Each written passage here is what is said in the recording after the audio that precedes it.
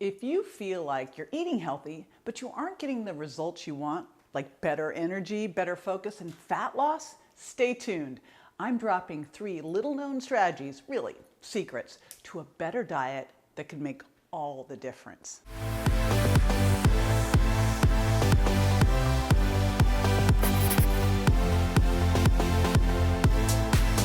Hey, it's JJ. This channel is all about helping you get healthy, feel better fast, and heal your metabolism to lose the weight. So if you're interested in that, like and subscribe to stay up to date with the latest and greatest info.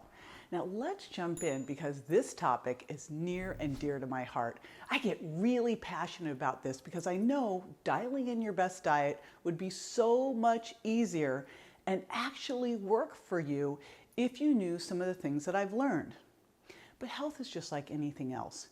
You don't know what you don't know unless someone teaches you how to do it right. And you can really waste your time spinning your wheels, getting frustrated, and wondering why you're stuck.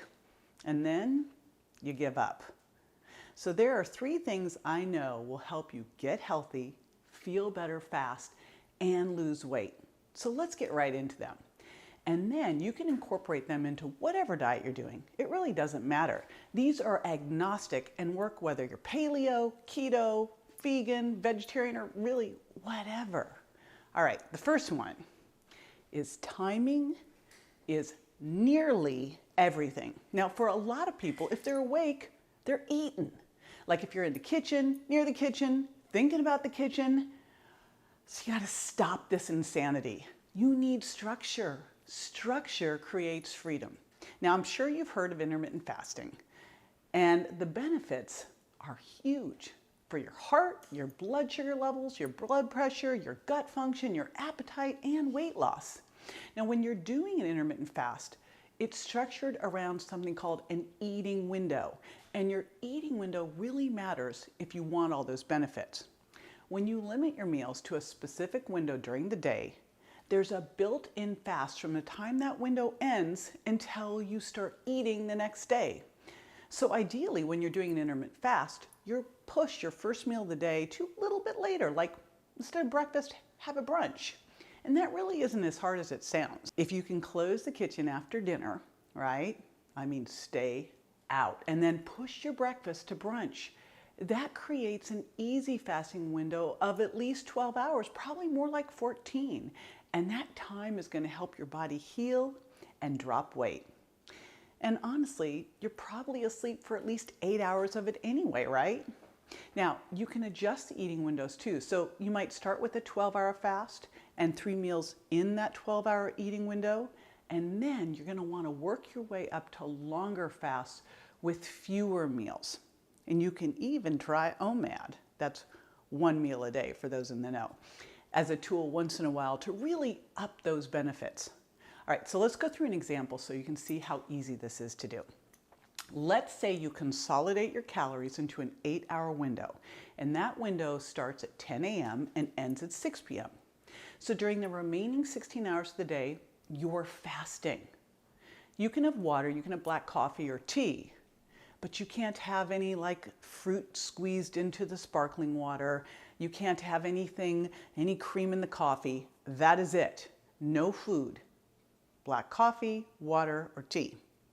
Now, when you do eat, it doesn't mean it's an all-you-can-eat buffet either. I said timing is nearly everything, so it's really important. But portion size and what you're eating still matter too. Now, when you're eating balanced meals, you won't even necessarily need 3 meals a day. But to start, if you're still having those 3 meals, here's what the timing might look like. You'll have a late breakfast or brunch after you're out of your fasting window. You'll have 2 more meals every 4 to 6 hours. And this is really, really important, stop eating at least 3 hours before bed. So what's this look like on a 14-hour fast? You get up in the morning, you have water, coffee, or tea until breakfast. Then maybe 9 a.m. is breakfast, 1 p.m. is lunch, and 6 p.m. is dinner. Now, I'd love to see you get to a 16-hour fast and rotate that in a couple times a week. But as I mentioned, I really like you to do a 12-hour to start and then you ease into it. And I want you to now think of a 12-hour fast as the rule. It's really that minimum time you want between dinner and the next breakfast, so insulin can return to fasting levels and your body can easily access stored fat for fuel. Plus, this fasting also helps trigger something called autophagy, which is your body's way of taking out the cellular trash, and that's super cleansing and detoxifying. Now, the one thing that always comes up when I mention fasting, you're probably already thinking, is you're like, I'm going to be hungry. I'm going to be starving. And I can promise you starving is the last thing you'll be doing. When your body isn't a bank account, it's a chemistry lab. And long-term calorie deficit is going to downshift your metabolism and make you hold on to weight because your body goes into that survival mode. Then you've got muscle loss, high blood pressure, nausea, irritation, no energy, and low blood sugar. And if you're starving, you're also going to get bingy when you do eat. And that does not sound like winning to me.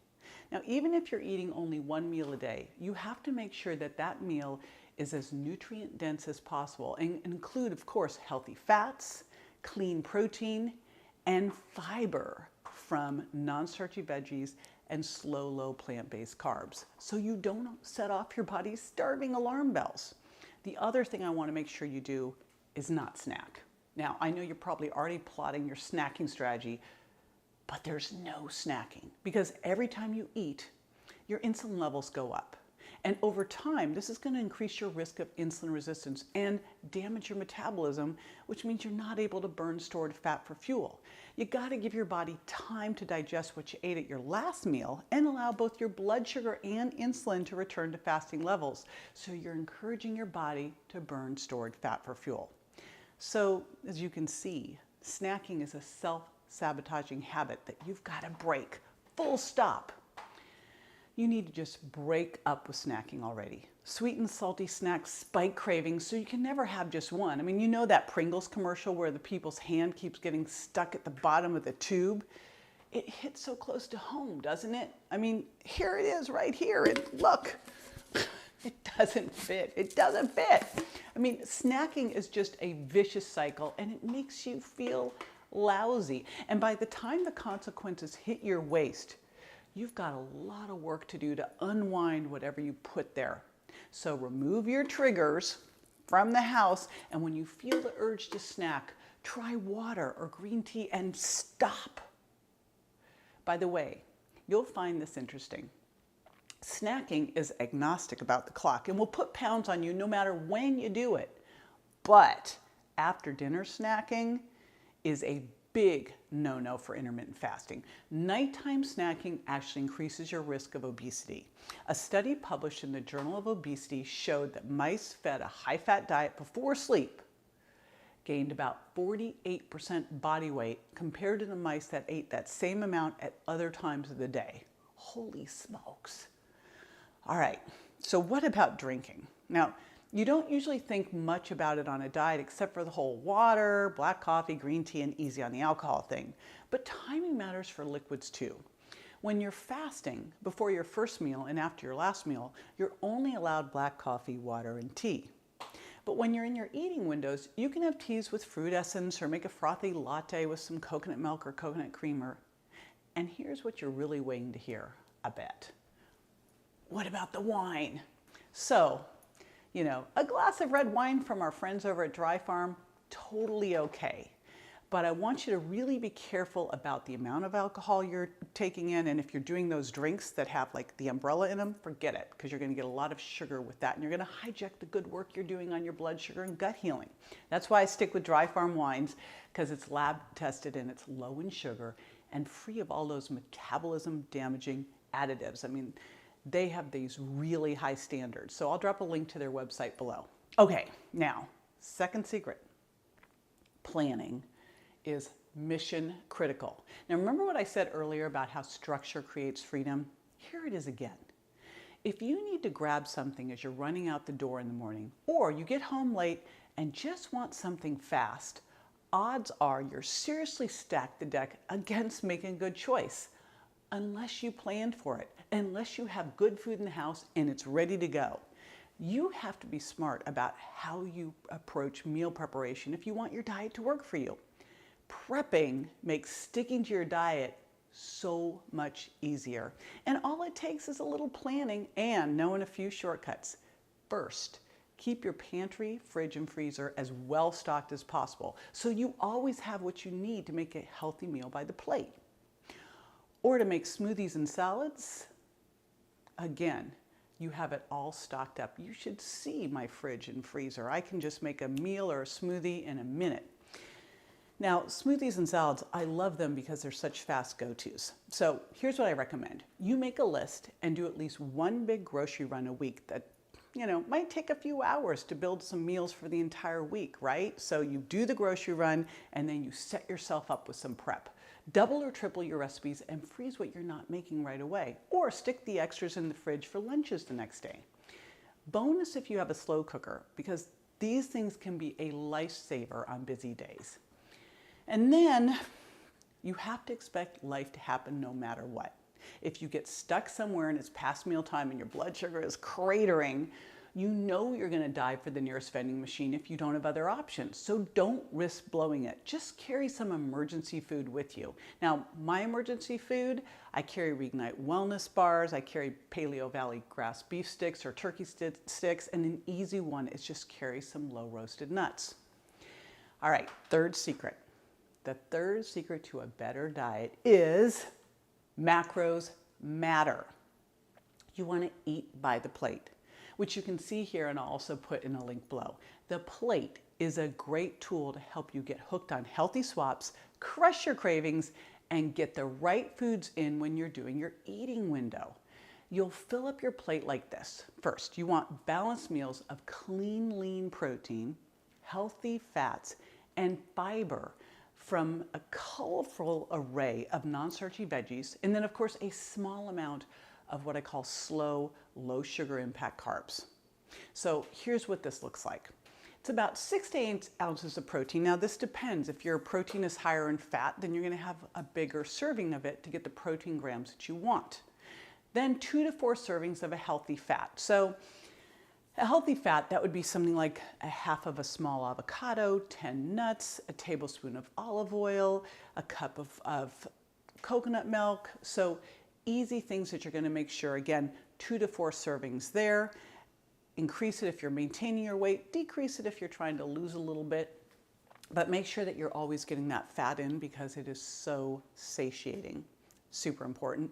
Then 2 or more, and I'm going to underline more, servings of non-starchy vegetables because it is so critical to get those in. And again, with the non-starchies, what you want to think of for a serving is a half a cup of cooked or a cup of raw, and more is better. Like 5 servings for the day is sort of my minimal amount. I'd love you to have 10. All right, and then slow, low carbs. This is 0 to 2 servings per meal. I actually feel better when my first meal of the day, I don't really have much there. I'm more in a keto state, and then I have a little bit at night. I find that helps me sleep.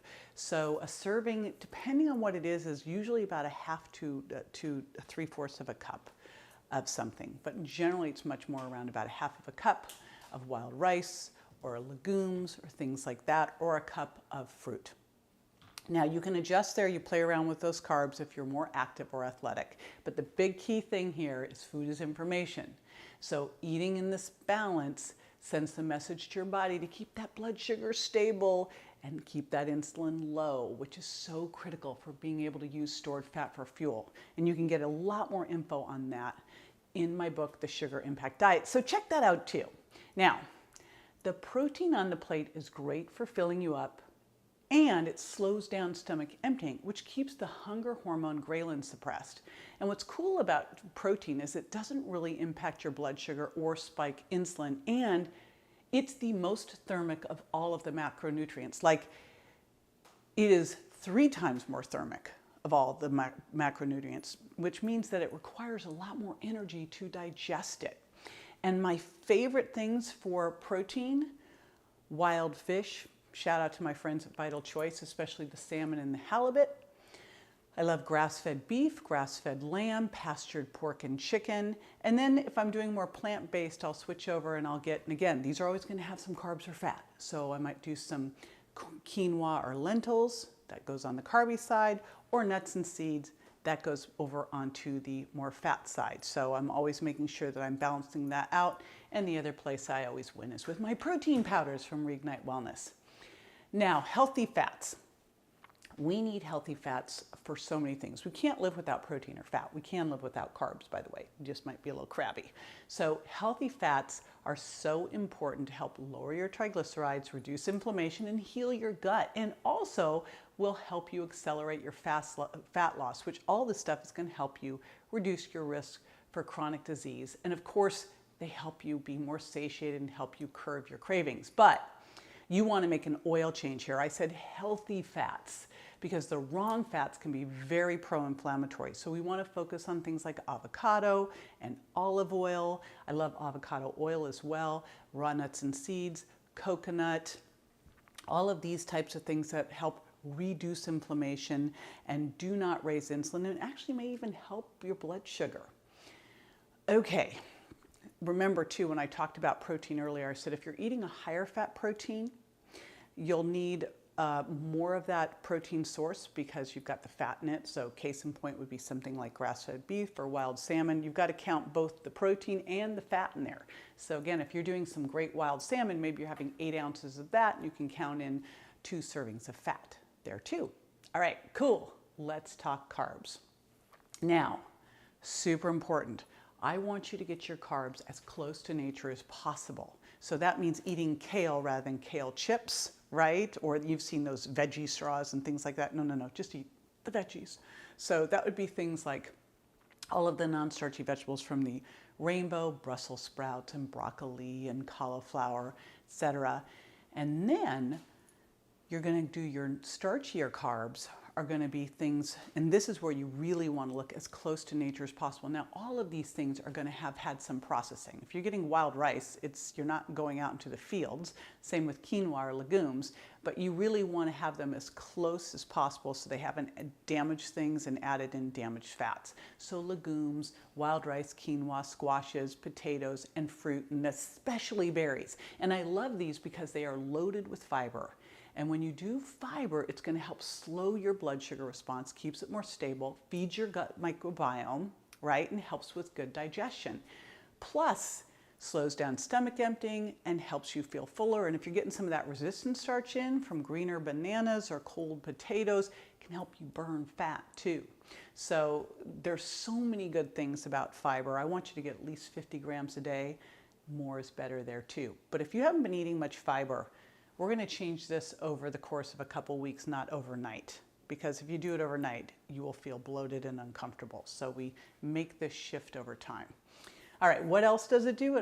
Fiber can also help reduce the risk of heart disease and type 2 diabetes. So, I mean, come on. Like, fiber is such a rock star. It's so amazing.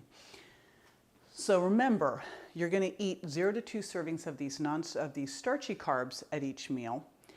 And then you're going to go crazy on the non-starchy veggies. The more, the better. And again, I want you to get in at least 5 servings a day. Super duper important. And one of the easy ways you can do that, cauliflower rice has become one of my big go-tos to throw in a lot of stuff.